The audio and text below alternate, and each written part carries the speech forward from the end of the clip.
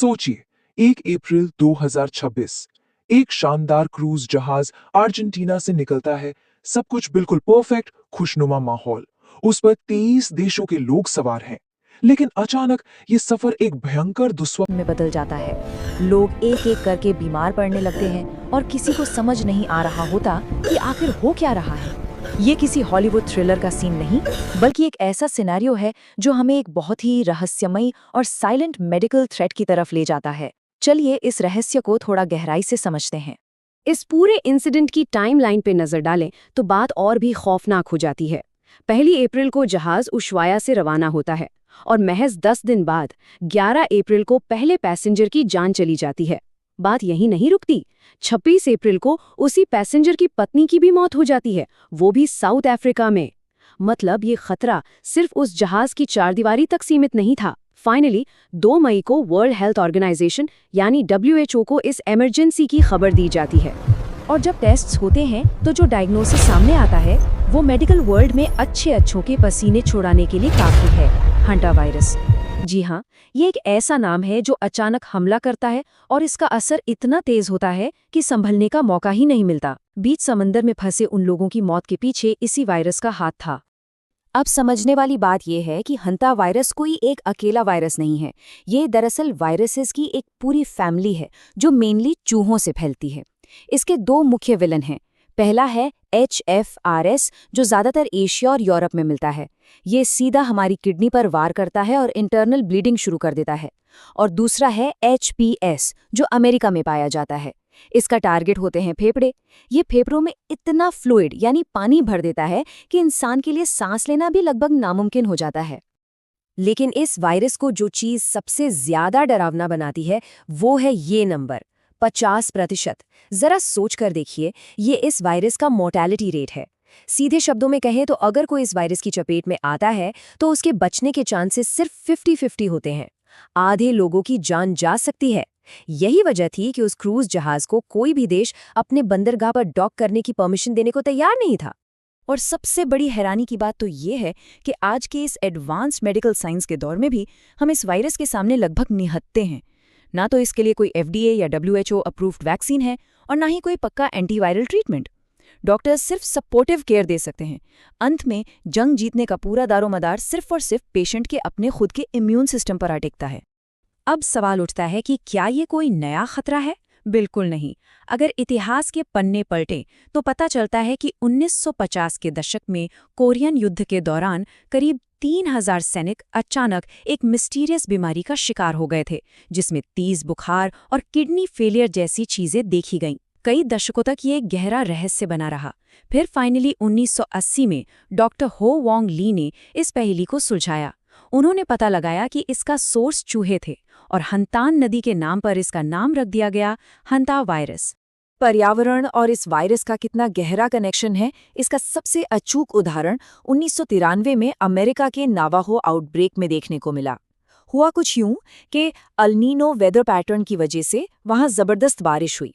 इस बारिश से पिनियन पाइन नट्स की पैदावार एकदम से बढ़ गई। अब ये नट्स चूहों का फेवरेट खाना होते हैं। खाना ज्यादा मिला तो चूहों की आबादी में मानो धमाका सा हो गया। और इसी बेतहाशा बढ़ी हुई आबादी ने इंसानों में एक बहुत ही सीवियर और जानलेवा वायरस आउटब्रेक को ट्रिगर कर दिया। अब शायद लगे कि ये सब तो बाहर के देशों की बातें हैं, लेकिन जरा इस 4% वाले आंकड़े पर गौर कीजिए। बहुत टाइम तक यही माना जाता था कि इंडिया में हंता वायरस है ही नहीं, पर 2005 से 2008 के बीच तमिलनाडु के वेल्लोर में हुई एक स्टडी ने इस गलतफहमी को पूरी तरह दूर कर दिया। जब जनरल पॉपुलेशन की टेस्टिंग हुई तो पता चला कि लगभग 4% लोगों के शरीर में इस वायरस की एंटीबॉडीज मौजूद थीं। इसका मतलब साफ है, ये वायरस पहले ही खामोशी से हमारे आसपास मौजूद है और कुछ लोगों को इन्फेक्ट भी कर चुका है। लेकिन इस पूरी कहानी में सबसे बड़ा और खतरनाक ट्विस्ट आया साल 1996 में। अभी तक हमने यही देखा था कि ये वायरस चूहों से इंसानों में आता है, पर दक्षिणी अर्जेंटीना में एंडीज वायरस नाम का एक ऐसा स्ट्रेन सामने आया जिसने सबके होश उड़ा दिए।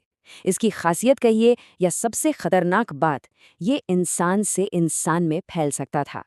पूरी हंटा वायरस फैमिली में ये इकलौता ऐसा स्ट्रेन है जिसमें human to human transmission confirm हुआ है। और जाहिर है, इस बात ने आउटब्रेक के रिस्क को कई गुना बढ़ा दिया। खैर, थोड़ा सुकून देने वाली बात भी जान लेते हैं। भले ही ये एंडी स्ट्रेन इंसानों के बीच फैल सकता है, लेकिन ये कोविड-19 या फ्लू की तरह हवा में नहीं उड़ता। इसके स्प्रेड होने के लिए बहुत ही क्लोज और लंबे समय तक फिजिकल कांटेक्ट होना जरूरी है, या फिर बॉडीली फ्लूइड्स का शेयर होना। इसलिए ये आम तौर पर उन्हीं लोगों में फैलता है जो एक ही घर में रहते हैं, या फिर वो लोग जो किसी पेशेंट की बहुत ही करीबी देखभाल कर रहे होते हैं। और एक चीज जो इसे बाकी वायरसेस से बहुत अलग बनाती है, वो है इसकी सिर्फ 1 दिन की ट्रांसमिशन विंडो। जी हाँ, सिर्फ 1 दिन। इस एंडी स्ट्रेन का एक इंसान से दूसरे इंसान में फैलने का जो समय है, वो बीमारी की शुरुआत में बस 24 घंटे के आसपास का ही होता है। ये एक बहुत बड़ा प्लस पॉइंट है, क्योंकि ये छोटी सी विंडो इसके बहुत बड़े पैमाने पर फैलने की ताकत को काफी हद तक बांध देती है। तो चलिए वापस लौटते हैं उस क्रूज जहाज वाली थ्रिलर कहानी पर। आखिर उस जहाज पर यह वायरस पहुंचा कैसे? हुआ ये था कि मार्च के महीने में एक कपल उशुआया में बर्ड वॉचिंग के लिए गया और गलती से एक ऐसी जगह पहुंच गया जहां चूहों की भरमार थी। वहीं से वो इस एंडी स्ट्रेन का शिकार हुए और ठीक अपनी उसी 1 दिन वाली ट्रांसमिशन विंडो के दौरान वो जहाज पर वापस आ गए और बस संक्रमण फैल गया। काफी संघर्ष के बाद फाइनली 10 मई को उस जहाज को स्पेन के टेनेरिफ में डॉक करने की जगह मिली। तो अब इन सारी डिटेल्स को जानने के बाद एक बहुत ही बड़ा और लाजमी सवाल जहन में आता है, क्या हंटा वायरस अगला ग्लोबल पेंडेमिक बन सकता है? आज के दौर में जब दुनिया वायरसेस को लेकर इतनी अलर्ट है, तो ये सवाल उठना बिल्कुल स्वाभाविक है। लेकिन अगर हम ठंडे दिमाग से फैक्ट्स को देखें तो इसके पैंडेमिक बनने के चांसेस बहुत ही कम हैं। क्यों? चलिए देखते हैं। पहली बात, इसकी ट्रांसमिशन विंडो बहुत छोटी है, सिर्फ 1 दिन की। दूसरी बात, ये हवा से नहीं फैलता। तीसरी बात, यूरोप या एशिया में आज तक इसका कोई भी इंसान से इंसान वाला मामला सामने नहीं आया है। और सबसे इम्पोर्टेंट चीज़, WHO ने भी ग्लोबल लेवल पर इसके रिस्क को लो कैटेगरी में ही रखा है, तो घबराने की बिल्कुल ज़रूरत नहीं है।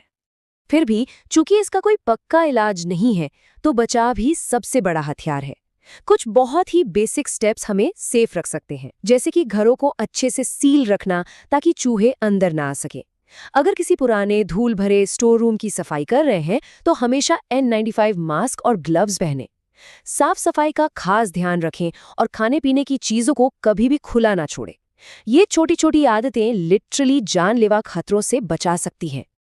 आखिरकार, बिना किसी वैक्सीन या सटीक इलाज के इस खामोश वायरल खतरे के खिलाफ हमारी सबसे शक्तिशाली हथियार सिर्फ जागरूकता और सक्रिय रोकथाम ही है।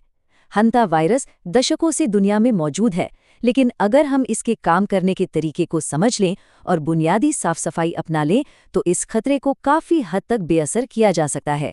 लेकिन फिर भी एक सवाल तो पीछे छूट ही जाता है, क्या हमारी ये मॉडर्न दुनिया ऐसे और भी छिपे हुए खतरों के लिए वाकई में तैयार है? सोचिएगा जरूर।